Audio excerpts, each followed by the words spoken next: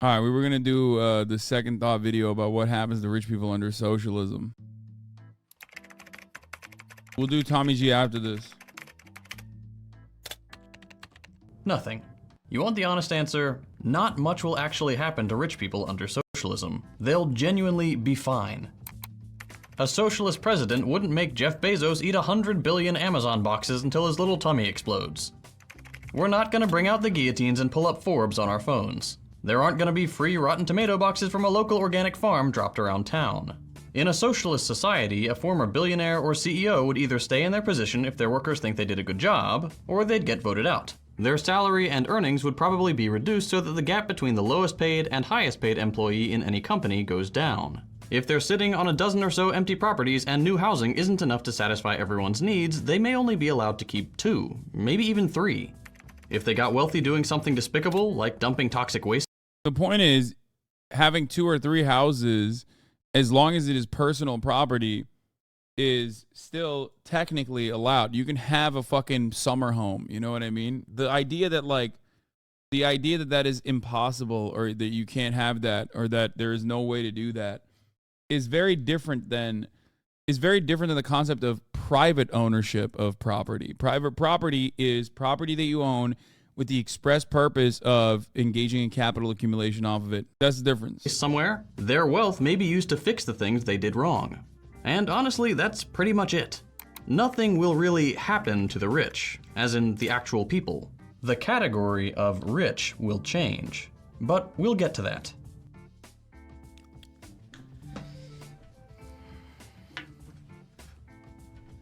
Anyway, first, from each according to their wealth to each according to their need. Fuck this 3-house thing. Yeah, you got it, man.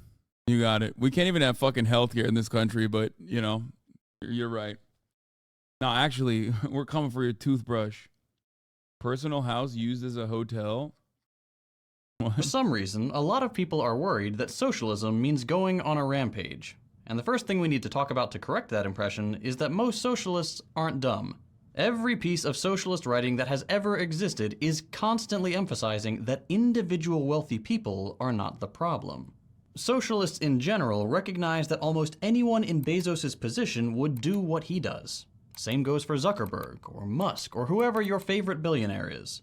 Exploitation and environmental destruction and doing just about anything for a buck is the name of the game under capitalism. And that's what we take issue with. Not that Jeff specifically is the one doing it. This doesn't stop what these billionaires are doing from being wrong, but most of it is just perfectly legal, and all we'd want to do is change that to put an end to it, not to punish people. Just make the awful stuff stop.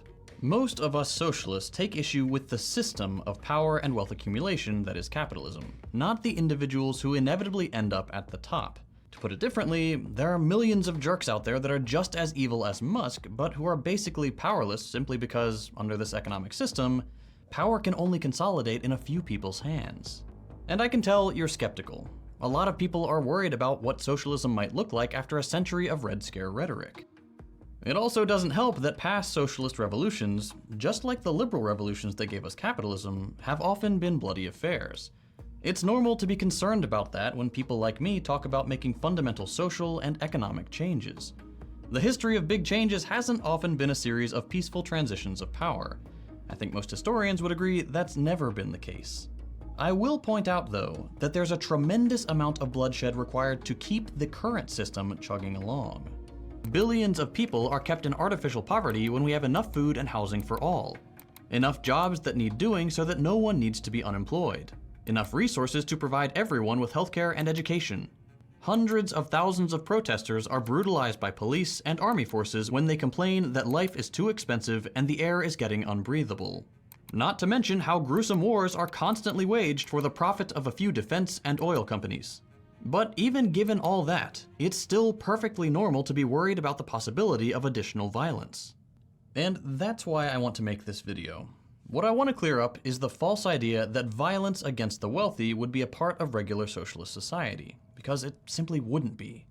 The main concern of socialism is equal democratic and economic power, a guaranteed higher standard of living coupled with a more extensive democracy. In this system, essentially, no one should get wealthy enough to exploit someone else and become democratically unaccountable. Businesses compete, the winners monopolize and oligopolize, and basic needs are gatekept while companies are given a license to destroy or appropriate common resources. The ultra-wealthy have an outsized influence in politics and in the workplace, and the entire economy is geared towards maximizing their ability to profit. In some cases, profit and human well-being go together. In most, not so much. Under capitalism, what decides if something happens isn't popular approval, but profitability, which is determined by how much employers exploit their employees, how wealthy or desperate their consumers are, and even how recklessly they can destroy the environment. The idea is to stop all that by bringing the economy under democratic control.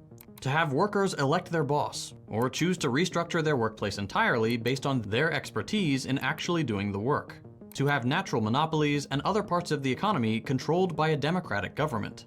To have some market mechanisms not guided by profit. To replace private banks with public banks, with appointed or elected representatives. Instead of a board of directors trying to figure out how to make workers pee in more bottles, a democratic council would decide the best way to use something like Amazon's distribution network and algorithms to actually benefit society.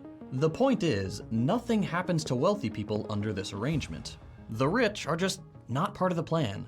Not the individuals, they can stick around. But the idea of someone getting obscenely wealthy in this society seems pretty pointless, and ideally impossible.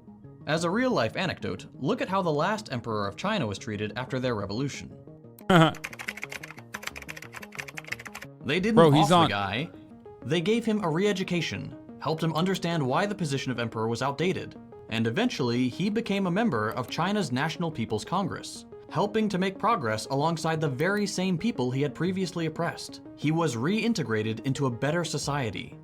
In a future socialist system, the rich and powerful themselves would be fine, but most of the privileges and access to power that create billionaire levels of wealth just wouldn't exist. The only way to become incredibly wealthy in a socialist society is to have a unique set of skills, the way an actor or an athlete becomes incredibly wealthy under capitalism.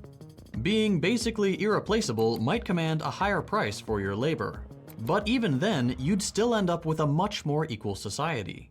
Some inequality might still persist, but at a much different scale and within a much, much smaller range. The difference between capitalism and socialism is that you wouldn't be able to get wealthy by paying workers less than the amount they bring in for your company. You couldn't gain wealth by exploitation, and that's it. You're still skeptical. No problem. Here's another reason you shouldn't be worried about what happens to rich people under socialism. Most socialists are very anti-punishment. Just talk to your lefty friends and you'll see. Most socialists today are at the forefront of the restorative and transformative justice movements, as well as the prison abolition and anti-death penalty movements. The most famous representative of this socialist position is probably someone like Angela Davis, who's campaigned for all of these causes for decades. The idea of punitive justice, or the eye for an eye logic that governs a lot of our justice system today, is deeply unpopular in the modern left, and one of the things that socialists are adamantly against. In parallel to socialist ideas about changing systems, we would much rather make crime less economically necessary or less enticing by ensuring everyone's needs are met unconditionally than by threatening people with a violent state apparatus. We would much rather strip people of their power over others and institute a more developed democracy that extends to the workplace than allow a few to gain power through exploitation and punish them when they, predictably, use that power to those ends. Socialists promote structural change first and foremost, and are against punitive justice as a way to solve structural issues. The idea that this would just not apply to those who happen to be wealthy is possible, but realistically very unlikely. And of course, this isn't to say that a socialist society would be without the means to punish people who commit crimes. Historically, after every revolution, there have been elements, often funded by one of the capitalist powers, that tried to undermine the socialist project through acts of terror. This wouldn't be acceptable in a socialist society any more than it is in a capitalist one. Those people would still face the consequences of their actions, whatever those consequences are determined to be. But on the whole, the goal of socialist justice is to be— It is always funny when capitalists talk about like a socialist transition and the inevitable violence, and they become the most like ridiculous across the board humanitarian anarchists in that very moment, where they're like, well, any kind of transition to power requires violence. Like, what do you mean? And it's like, okay, so do you think the current system is violent? Like, is it violent for the majority? Do you recognize that then? Because it's always the same projection, right? It's the same principle behind white people fearing being the minority in America because they know what they've done to minorities in the past. And what if minorities will enact the same kind of violent retribution against them? Well, what if they don't? You know?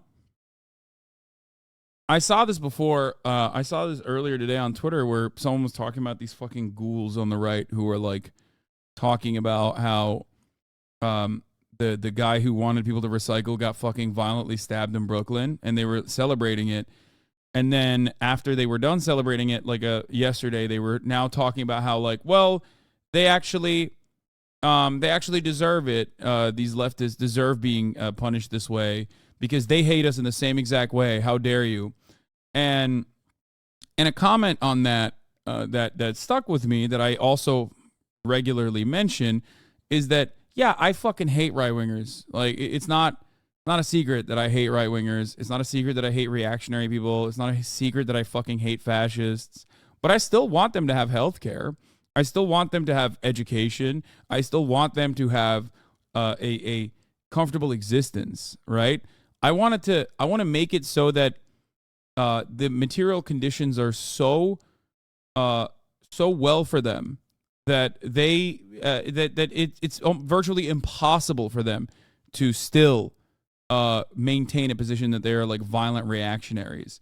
Will they still exist under a similar situation? Certainly, but if everything is set up, then most people will already outcast them as social pariahs in general. Obviously, there will still be an enforcement mechanism, but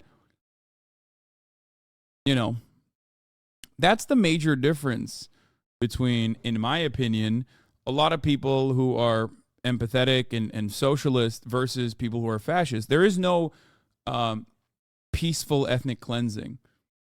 Okay? That doesn't happen. If you're a fascist, your goal is to ultimately rid everywhere of whatever you declare the outgroup. Okay?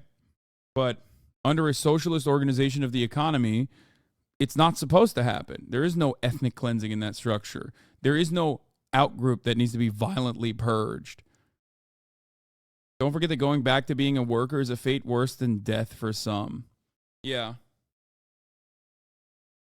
The point is, there is no outgroup in that structure. There is no outgroup in that structure, and their violence does not need to happen in that situation at all. It does not. Violence, however, is oftentimes a historic constant. But I won't stop pushing for an ideal transition. You know what I mean? How do you tackle the argument that we are idealists? What do you mean? You need idealists. I don't think that's necessarily a bad thing. Like, it doesn't work in practice type shit. If people claim that it doesn't work in practice, then they're just objectively wrong. I think that capitalism was useful historically, and it has outlived its usefulness. But those who brought about these changes, who at least sit at the top of the structure, refuse to let go. Capitalism is a system that necessitates violence for its own maintenance. There is no way that this structure holds together, this unjustifiable structure where the majority serve the interests of the few, the tiny, minuscule minority, without a constant flow of violence. It is inherently less violent to evolve out of this economic organization to a better one. $1 million mansion. They want you dead, cuck behavior. You wish the out group is the group that wants you out. Sorry, fake socialist, $1 million mansion. Yes, I am a fake socialist. Okay? I am. I'm a capitalist. I love capitalism. Okay. Does that make you happy? Now listen to my words as a capitalist then, okay? I'm a very successful capitalist, right? Think about that. If that's the case, you should respect me, right? You should respect my authority. You should respect me. You should respect the incredible industrious nature of myself, a beacon of prosperity that you want to be like. If that's the case, and yes, by the way, it's a $3 million mansion. Fucking get it right, piece of shit. Okay? If bigger the number, better the person. If a richer person is actually, better than a poorer person, then why don't you fucking listen to me then? Be more restorative than punitive, as we saw with the example of the Chinese emperor. I get that all this conflicts with the popular ideas most people have about socialism, but let's be clear. Don't mistake eat the rich sweaters for a policy proposal. With so much violence committed by capitalists and their institutions against the working class and the environment, it's understandable that anger will bubble up and find its expression in edgy slogans. But as far as solutions to capitalism's violence go, eat the rich isn't one of them. Eating the rich without changing the system that reproduces unaccountable billionaires isn't progress. It's just a funny quote. And just in case some of you try to misrepresent what I'm saying, none of this is to say that disruptive protests are illegitimate or anything. Civility and non-violent protests are a sacrifice protesters make. To go in front of armed police forces and refuse to punch back. No one should demand from those who are oppressed that they should continue being oppressed to stay legitimate and valid. This video isn't some kind of condemnation of all violence or an appeal to complacency. I'm simply clearing up the false idea that daily socialist operation depends on punishing the rich like many pundits seem to imply. What a cringe slogan. I sure hope my favorite political commentator didn't wear a shirt with it. I'll have you know that I did not wear a shirt that says eat the rich on it. It's a shirt that said make the rich pay. But it's a Berenstein's Bears moment that every single person just automatically went, oh, that's a eat the rich shirt. We're going to eat the rich shirt, which is fine. I mean, Sean Fain wore a fucking eat the rich shirt today. Is second thought dude assuming that the capitalists would quietly and peacefully step down a socialist uprising without a fight? I'm not quite grasping the angle he's coming from here. The angle that he's coming from here is that he's not talking to his fucking reading group in the Marxist-Leninist CPUSA coalition, okay? He's talking to a broader audience, some full of liberals, okay? People who immediately cringe at the first sign of communism or socialism. So, of course, what he's saying is not wrong. It is fundamentally true that there needs to never be any violence whatsoever, and a peaceful transition into a socialist organization of the economy is the goal, is the ideal. And we should not stray away from said ideals. That is part of the reason why whenever people ask me what kind of socialist I am, I either don't really mention it or I just say I'm a democratic socialist. Because and the things that I advocate for here in the United States of America are specifically about in the interim period, building a coalition of, or building labor power, building working class power, and building coalitions, specifically so that we can even make marginal and totally necessary social democratic reforms. It doesn't stop there, of course, but you have to advocate for things. You have to advocate for things that are at least like possible in the interim period. And even that period is not a peaceful transition. Let's be fucking real. Your mind that socialists just want to bonk billionaires to solve the problems of capitalism is simply wrong. It's not. Dude, look. I don't like this. People that spend all of their time attacking China are incredibly unproductive and simply doing the deed of America's inevitable, possibly very violent retribution against any kind of Chinese development. I don't think it'll happen, though, because the trade relationships are there and it would be unprofitable for everybody. It's not something that you can make money from. It's just, it's very, very, very unproductive, okay? It is incredibly unproductive to just constantly be like, well, China's really bad, China's really bad, China's really bad. We can't even fix our own fucking backyards, okay?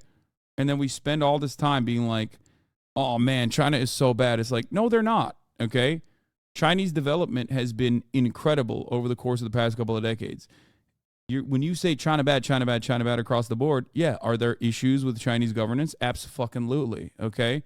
They are not great at allowing any kind of dissent to exist. But ultimately, Chinese people, at the very least, are very fond of their own government, okay? Much more happy with their own government than we are with ours, despite the fact that they don't actually have that all too much say in what goes on in Chinese development. But they're happy because they see the economic development all around them. I'm a firm believer that Americans would be much happier with their own country and their own governance, even if we clawed back even more of the fucking, even if we clawed back more of our civil liberties in the United States of America, but at least offered more amenities to the people, that tangible amenities that they could see. That would not be the right thing to do. Okay? Their development is all collapsing. Yeah, dude. Any moment now, it's gonna happen. Any moment now, it will collapse. Let him collapse. Let them. You're here. You're in America. You're living in the Western world. Please. What? Lamau, finally a nuanced take, Hossie. If you think that I haven't regularly talked about, regularly with incredible frequency, talked about why I choose to live here and not in China, I don't know what to tell you. Perhaps you think that my position is not nuanced because you have only heard my position through a filter that is inherently biased, a filter that has an interest in telling you that I do not have a nuanced take in this situation. Hassan has rehashed his same trying to take like 1,000 times. Of course. Is just that a school-ass take? The point is, okay, let fucking China collapse if it's inevitable, okay? I work for a job. I can only go off your tweets, you right? Point to any tweet that I've ever tweeted about China. Have I ever tweeted about China? Or did you see clip chimps on Twitter of my China takes, which is exactly what I was saying? No. The issue is you want everything spoon-fed to you, and sometimes you are at the whims of others who filter that information before it reaches you. You can exercise critical thinking, especially if you have enough goodwill and enough charitability for being here for as long as you have. The problem here isn't that you're like, I don't know, bravely defending people that have been wronged by China. That might make you feel like your cause is just or anything. The problem here is that you come in here with a cynical attitude, with an assumption that you've made about my position. Every single state has its own issues. Every single development process is going to run into hurdles. I have never hid the reality that there is a lot of state suppression of any kind of dissent in China. It is my major criticism with China in general. I mean, I saw most of your interview with What's His Nuts, the Teddy Fresh guy. No, you didn't. You saw someone else watch that interview. That's why you have this perspective. Anyway, whatever. Dude, I'm shit posting. Just ban me and move on. Yeah, you're brave. You're a brave poster, chatter. San's tanky arc is upsetting. China bad. China is the enemy to the left. Chinese leftists are criminalized. Hassan's tanky arc is upsetting. See, this is it. People don't want nuance. They want comfortable narratives. Tanky, move on. Got it. Yes, I'm a tanky. Holy shit, that was an unironic IRL China bad. You did this. You gave in to one debate perv. I know. There are varying degrees of freedoms. This is very important. This is not just about China. Okay? This is about freedom in America. If you are a socialist or you are a leftist, if you're a social democrat even, you understand the principle behind how can you say you're free when you are locked into your job and the system demands that you are locked into your job and you have no freedom because you have no control over your own life in a place where you spend 80% of your adult life in, okay, where your health insurance is tied to your performance. You also cannot move away because you have debts to pay, because you are in one of the few nations where you have to spend hundreds of thousands of dollars and take on student loan debt, specifically so you can get that education and become a more productive member of the working class. That is not freedom. That's not freedom at all. And I think Americans, regardless of their foreign policy opinions, okay, understand that reality. There are different mechanisms of control. Under the, in my opinion, more successful mechanism of social control and instilling social cohesion in the liberal democracies in the West, you have options. You feel like you have different choices that you can make.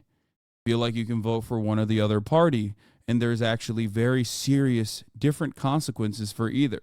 And yet neither of those parties are actually making genuine material improvements in your life. Neither of those parties are actually pushing for socialized medicine. Neither of those parties are actually pushing for free healthcare and a college education. Neither of those parties are actually opening up avenues so that labor unions can continue to thrive and have some semblance of labor militancy in this country to claw back benefits that are afforded to other workers all around the world in comparable OECD nations.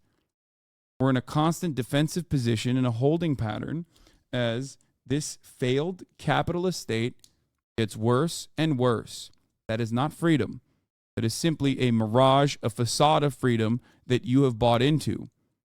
The inverse of that, in my opinion, is less preferable.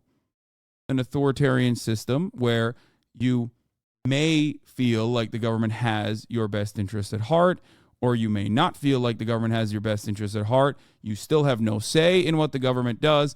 And then also on top of that, you can't even fucking at least feel like you can dissent. Let's continue. A solution. Ending a system that produces billionaires is the #1 goal, not hurting people. We don't want jerks with the authority to change our understanding of what qualifies as a toilet. The problem is the system, not the jerks. Let's be even clearer. For someone uber wealthy under capitalism, life under socialism would be different. An end to exploitation and permanently rising inequality would certainly mean fewer privileges. Possibly or even probably a less important status. Certainly less power to boss people around. And most likely less ability to enjoy excessive luxury at will. But that's probably it. Less power, less privilege, but a life that continues to be more than comfortable as the standards for all of society are raised.